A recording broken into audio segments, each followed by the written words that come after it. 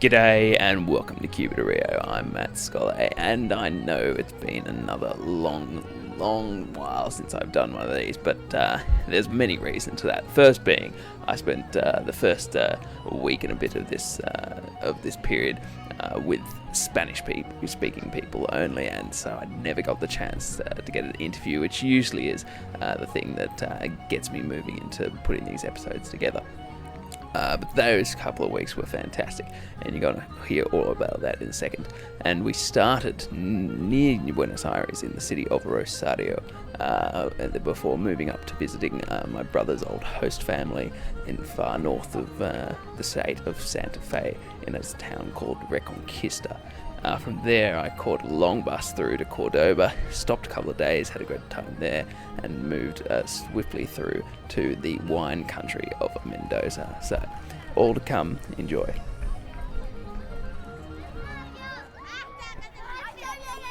We're in Rosario, which is some 3 hours away from Buenos Aires, and we're at what is the Flag Memorial for Argentina. And Rosario is notable because this is where the Argentinian flag was raised for the first time on February the 27th in 1812. And being so, it is the place that all school kids must come if they're from Buenos Aires on an excursion, hence all the ruckus in the background.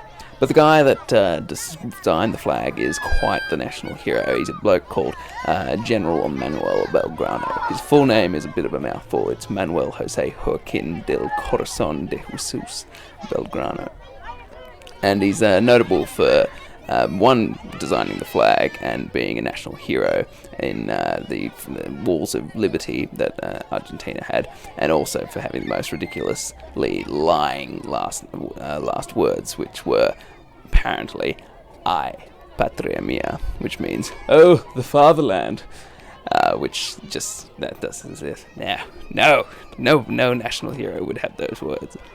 But anyway, it turns out you don't have to be a genius to become a national hero in those days, because Belgrano made himself stand out by noticing merely that the two flags of the Royalists and the Patriots were using the same colours, and so he decided to get cracking and design a different flag for himself. And that's the one that we've got today, that iconic light blue and white flag. The sun came in a little later into the picture. But because this Argentinian flag was used to liberate Argentina, which was one of the first countries in South America to shake off the Spanish Empire, all other Central American countries that followed Argentina from in the 1820s and 30s, remembering that Argentina liberated themselves in 1812 to 1816. All the other Central American nations have copied the Argentinian flag, so in that sense it's got quite a large legacy, at least for the 5 countries from Honduras south to Costa Rica. But Flag Day here in Argentina is celebrated on Belgrano's death, which took place on the 20th of June 1820, when he was aged 50. But all in all, Rosario is quite a nice city to visit, and it's on the banks of the Rio Paraná where this particular festival took place. And it was amazing on the days in which Donald Trump was striding towards victory that here in Argentina they were celebrating a multicultural festival called the Festival of Connectivity. And I must say the Argentinians loved a few things. They loved kebabs.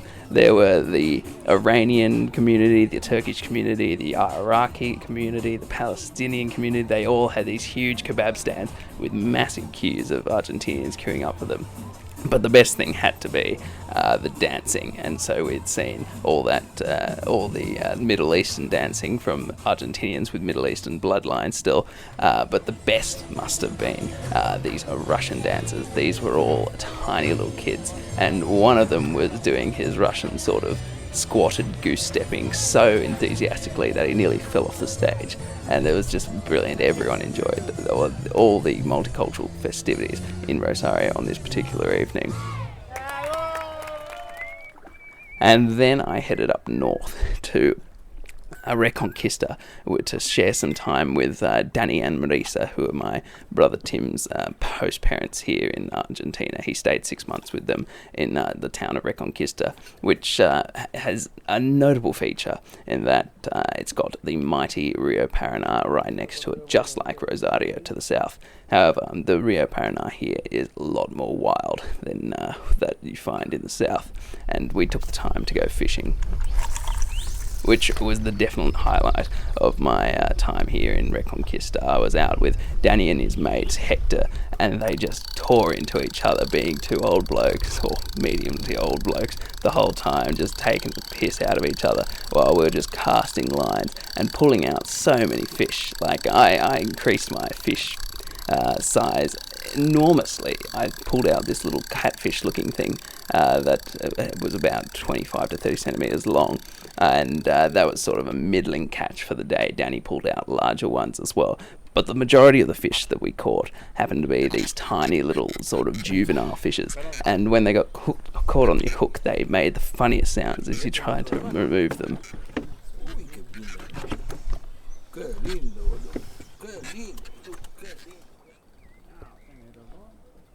Following that, we headed down to Mendoza, which is famous for two things, being the gateway to Chile and the Andes, and also its magnificent wine, which I got to try in copious amounts. I headed out on a bike one day to go do this massive 40k loop around all the vineyards, and in the late afternoon I finally got thirsty and went to the Trapiche winery to see what they had going for them. And this is the sound of some old vintage equipment that they turn on for the tourists, but it's an old juicer which sort of spun all the grapes around and sucked the juice out of them while leaving all the shells and inside.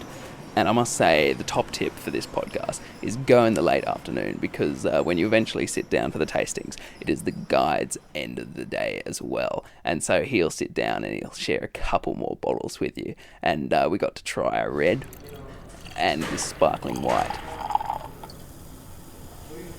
And we were having such a good time that between me and this Buenos Aires bloke just swapping stories about South America and Argentina and the like, the guide just got comfy and cracked out another bottle, and between the three of us, we just finished it off in one huge bit.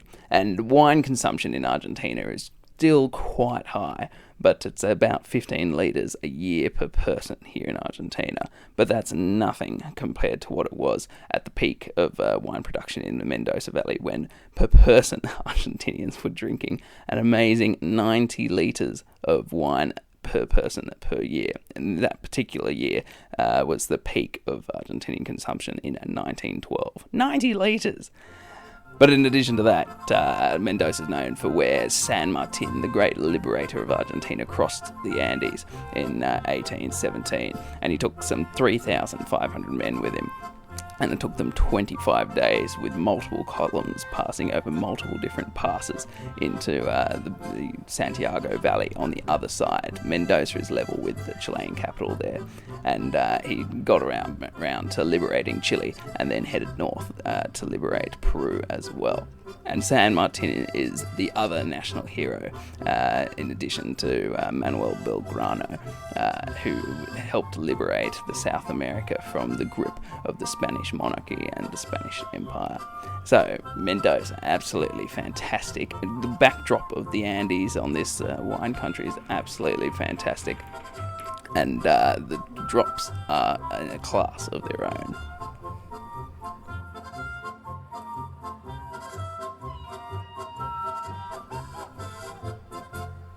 And the person I managed to sit down with eventually was a friend of mine that I'd met in Buenos Aires, and I found him again in Bariloche, which is the next stop that we're going to hit up in this podcast adventure. So this is Lewis. He's been travelling for a year and a half now, but I'll let him do the introductions and we'll get into it. My name is Lewis and I'm from Southampton, England. And what have you been doing before you came on this trip? I spent the last 8 months in Australia just working on the Sunshine Coast, doing a bit of fencing to save up some money so I could come out to South America. And were you studying fencing back at home, or? No. I just finished my degree back home in business management, and just worked for 6 months to save up enough money to kind of fly out. Flew out to New Zealand, spent 4 months there, ran out of money, and then went to Australia to earn some more. That's a classic transition from business management to fencing. Yep. Yeah, it's just most of the work in Australia for kind of travellers is manual labour. So, but no, it's good. Learned a new set of skills. So. Yeah. I must say I'm obsessed with the idea of your New Zealand trip and the way you did it. How did that differ to what you're doing now? Well, massively, because when I was in New Zealand, I was with two of my mates for starters, and we decided to cycle from Auckland down to Queenstown, which just involved packing a bag up in a tent and camping everywhere along the way, whereas now it's kind of taking buses and staying in hostels and that kind of stuff. Were you in any form to do that sort of... oh, there goes our wind, our wind barrier. Were you in any form to do like cycling before that? I'm not going to say no. Like I made an effort over because I basically stayed at home for the summer and then left at the beginning of November. So I was actively cycling and trying to make sure I had the fitness in me, but the hills in England don't really compare to what's in New Zealand, so it was a bit of a shock. But we were quite lucky because the first 2 weeks we had glorious weather and it wasn't so bad coming out of Auckland. But yeah, North Island's nice and flat for the main part. Well, I wouldn't say by the time you get to the central part, it gets a little hairy. Yeah. But no, we were quite fortunate in the way it panned out. So for anyone that's thinking you're doing a cycling trip like that, how many days do you think it took you guys to get used to the idea of cycling for fucking 4 months? Oh no, we didn't cycle. We only cycled for the 6 weeks. But oh yeah, okay. It was still substantial. Yeah, I don't know. It was still pretty good. Like one of my friend's sisters is now I was talking to her about it, and she's been inspired, shall we say, and her and her boyfriend are going to try and do the same kind of thing, but over a long distance, as starting next month, I think, in the month after, in January. But yeah, I'd say as long as you're kind of actively fit, you get used to it. So like the bike and all the gear was like what, 900s? Yeah. So I went out there just with like the kind of basics, like the bib shorts and a couple of tops and all that stuff, but the actual bike and the panniers and a helmet I had to buy out there, which sent me back, I think it was around 950 New Zealand dollars, just from like which is about 250 pounds. It's nothing. Oh yeah. At the time, pre-Brexit pounds. At the time, I was getting 2.5.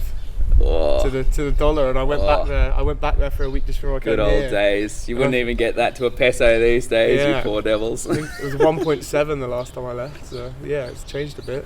But. Yeah, and so what's it like going at that pace then, past everything? Oh, it was. I'd say we set a good pace. Like I think we averaged about 60k a day, and I think our longest day was around 94 kilometers. But so we were never completely dead like the next day. But like we took our time. Like if we were tired, we'd take a day off. We kind of planned to be in certain places so we can go and look at stuff that took our interest. So no, it was good. It was a good level, good pace. I know there's language barrier and stuff, but do you have more interaction with the local people when you're on bikes than when you're doing it this way? Yeah, everyone's so keen to stop and speak to you, and especially in like a country like New Zealand where everyone's so proud of their country that they're more than willing to kind of show you and take you in. So we just stopped randomly in the middle of nowhere in all this farmland, and this guy's dog just ran out and started barking at us, and we ended up chatting to him for a while, and we ended up staying the night at his house. Like he took us shooting. He took us for like around his mother-in-law's the next day for like a massive Sunday lunch, and it was just like a really cool way like to see it. He took us out on the quad bike to show us all his dogs working. Like it was just it was cool to see. That's freaking little great. Glimpses into Kiwi life. So how were you at shooting? Because I remember this conversation a couple of days back. Yeah, well, I'm not one to brag, but first time shooting, I think I was 3 for 3 on the old rabbits, so yeah. I can't complain. I retired young. It's easy when they're staked to the ground. Mate, this was a good 40 metres through trees. Oh, they were free running rabbits. Free running rabbits. Oh. They're pests over there, so it's alright. And was his hatred for possums as visceral as most New Zealanders hate producers? There was another time we went out on a late night possum hunt, which was another experience. Just with clubs, with fucking barbed wire around them. We were in a car with a gun, and then about 45 minutes later, we turned down the road and just found someone had set a car on fire in the middle of all these fields, which was quite scary, just to see this big blaze in the middle of nowhere. But of course, possums are attracted to firelight. Like, that's a classic. We just called the police and hooked it down. But yeah, feel sorry for the possums, but they are pests in New Zealand. And pyromaniacs, it might turn out. So. Yeah. They'll have their revenge.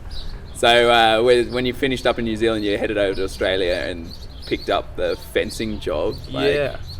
How many kilometres of fencing have you personally put in the ground in southwest Queensland, southeast Queensland rather? I honestly couldn't put a number on it. I don't know, because you just do kind of all sorts here and there. I think the biggest job we had was we were there for like 4 weeks, and I think put up nearly 2 kilometres of fence in a place called Bald Knob, which is Bald Knob. Yeah, and that was pretty hilly and horrible. I'll remember that one for the rest of my life. Like it was so steep at some points. We had to tie a car strap around the tree, and like you have to abseil down, and you just chuck wire over the edge of which hills fucking and cow stuff. is planning on going over that? It was pretty crazy.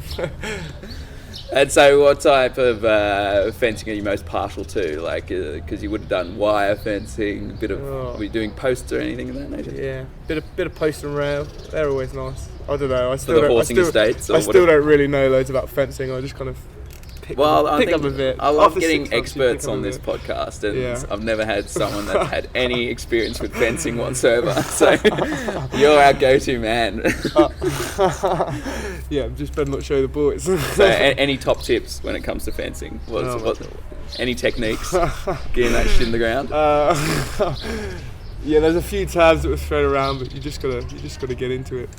Especially with the barbed wire, you just gotta grab it. And I don't know, how did Australian culture compare to the Kiwi culture that you'd come in contact with? I guess the big difference was the weather, the sun, and everything. Because you can just go to the beach. Because it was on the Sunshine Coast, you can pretty much go to the beach the whole day. Like we were there throughout the winter and still went to the beach loads, and everything's just laid back and chilled. Which I guess New Zealand's laid back as well. But yeah, both enjoyed them both a lot. So I remember you saying that you went to a rodeo in Australia. Did you go to any other sort of cultural hotspot like that when you were in New Zealand? No. I don't think so. But we did stumble across this amazing thing called bike polo. When bike polo? We ended up in Timaru, I think it was, and it was raining, and I think the only thing that we got told to do there was go to the beach. So we were like, what should we do now? And we went to just the information centre, and it was the bike polo world championships were on, which was nothing we'd ever heard of. But we went along for the day and had a few beers, and it was a great day. Like everyone there was so cool. Like it's a pretty cool sport. Like it's like 3 aside. Real physical, you just basically charge at each other on bikes with wielding a stick. So would you guys with your panniers have an advantage over the unprotected bikes? Got a good 30 kilos hanging off the side of your bike there. Not as agile, but I was in a camper van at the time, so it wasn't we didn't have to get involved on our bikes, which was good. But the guys that were doing it were pretty skilled, so we'd have definitely been wiped the floor with. Nice. And how did it come that you were dragged along to this rodeo? We just decided it would be a good idea.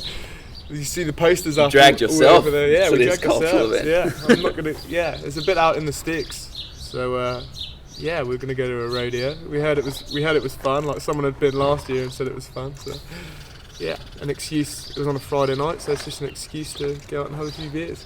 And were they? Just don't tell the manager we got rugby in the morning. Like, were they cows and horses or just cattle? Like, just cattle. all right. And some big old boys trying to ride them. Did you get to meet any of the riders? Nah, we didn't. We just kind of watched and then moseyed off after a while. The thing I loved about like Costa Rican rodeo when I was living over there was just the commentary was classic. You can't even understand them. No, they're speaking so fast. And like with the Australian accent and all this random like rodeo vocab. Yeah, you've got just different vocabulary most of the time in normal life, let alone for a rodeo. So yeah, it was just a lot of.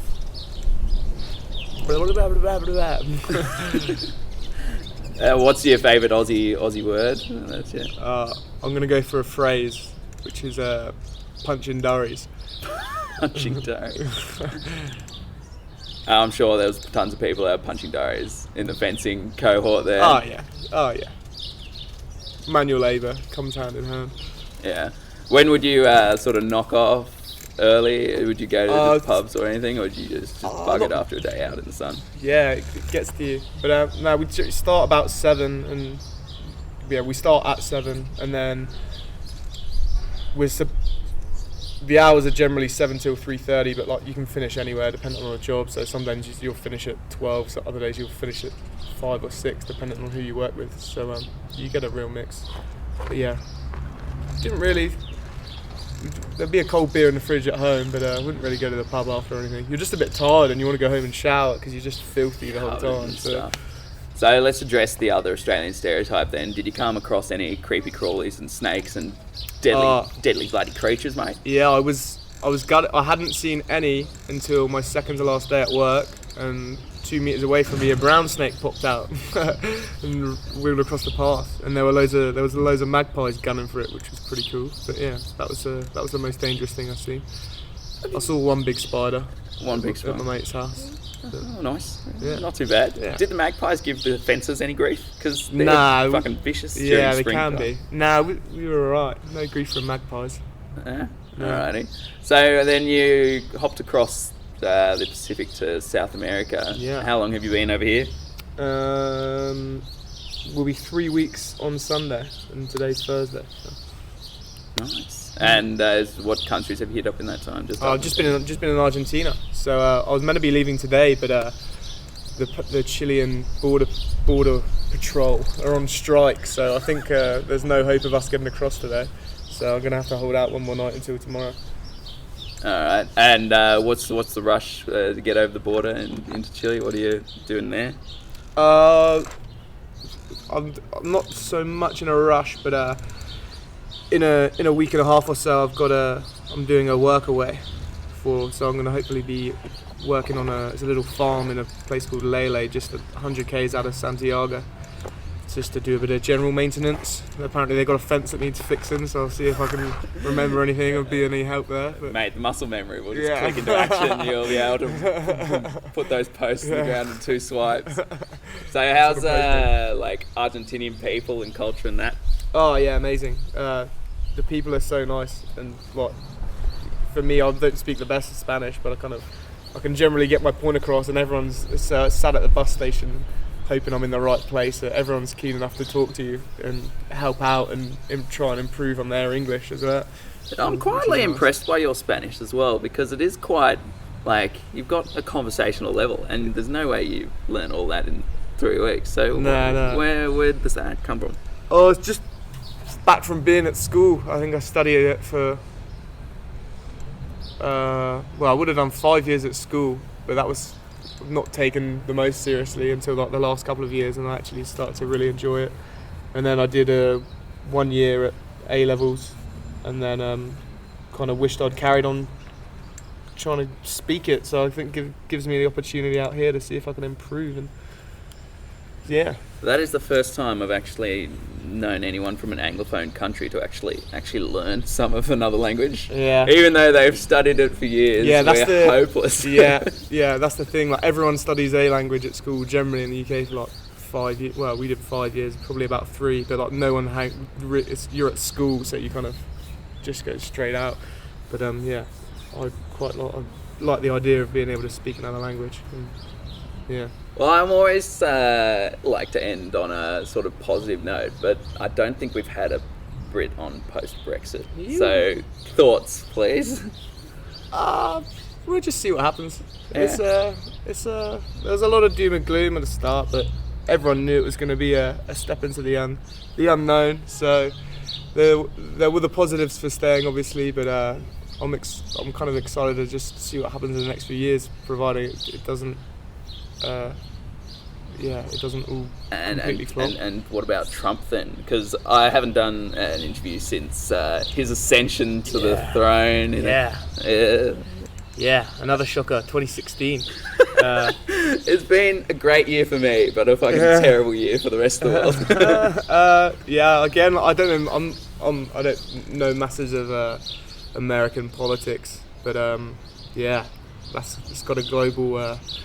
Going to spark a bit of global drama, I think. We'll see what happens. He's already gone back on a lot of what he said, I think. So again, doom and gloom. We'll give it some time and we'll see what happens. Give it some time. He may soften. Yeah. We hope. No, that's definitely the hope. Anyway, so what's waiting for you when you get back home?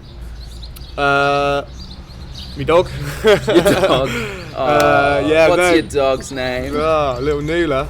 Yeah, boy. But no, get home and try and get a foothold in the real world and looking at trying to start a career and go from there. All that stuff. Put that degree into practice. Well, then, I mean, there's something that I don't think we've addressed in this podcast, but the street dogs in South America.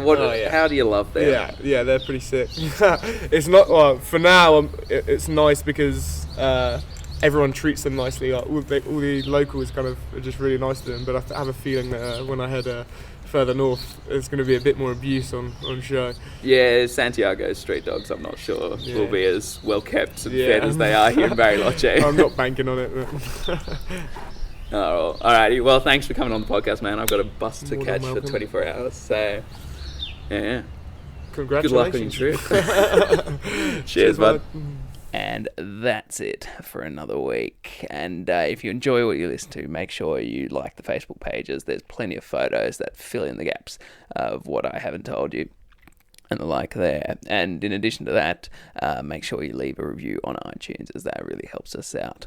Anyway, we'll see you next week for what will be the Patagonia episode, at least on the Argentinian side, Bariloche through to the south of Argentina.